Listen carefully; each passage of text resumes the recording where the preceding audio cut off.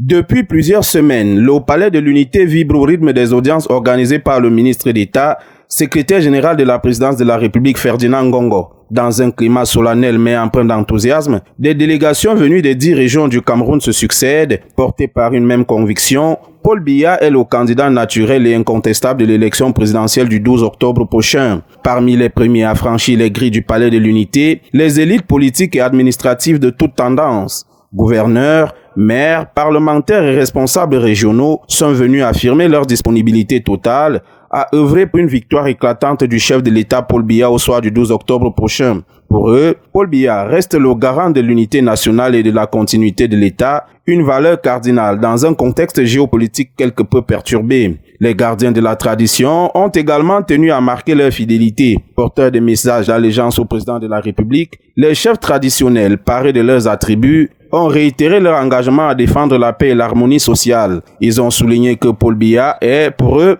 un père, un guide, dont la sagesse a toujours permis de préserver la cohésion des communautés camerounaises. Les délégations de femmes, toutes régions confondues, ont mis en avant leur rôle central dans la mobilisation électorale. Elles se sont engagées à descendre sur le terrain, maison par maison, marché par marché, pour porter la candidature de Paul Biya. Leur message est clair, le président sortant est celui qui a su promouvoir l'autonomisation des femmes, élargir leur place dans la sphère politique et défendre leurs droits. Les jeunes, quant à eux, ont exprimé leur gratitude pour les nombreux programmes initiés en leur faveur, insertion socio-économique, formation, entrepreneuriat et sport. Porte-parole d'une génération pleine d'énergie et d'ambition, ils affirment vouloir rendre au chef de l'État sa confiance par une mobilisation massive dans les urnes. Les organisations patronales, les syndicats ainsi que les acteurs du monde agricole et artisanal se sont également joints à ce mouvement d'adhésion. Ils saluent la vision économique de Paul Biya, matérialisée par de grands projets structurants, les infrastructures modernes et la politique de transformation locale. Pour eux, seule sa candidature incarne la stabilité nécessaire au développement et à l'attractivité du Cameroun. Au fil de ces audiences, une image forte se dessine, celle d'un Cameroun pluriel, mais uni derrière son président. En recevant chaque délégation, Ferdinand Ngongo joue un rôle de trait d'union entre le chef de l'État et son peuple. Ces échanges mettent en lumière une volonté commune,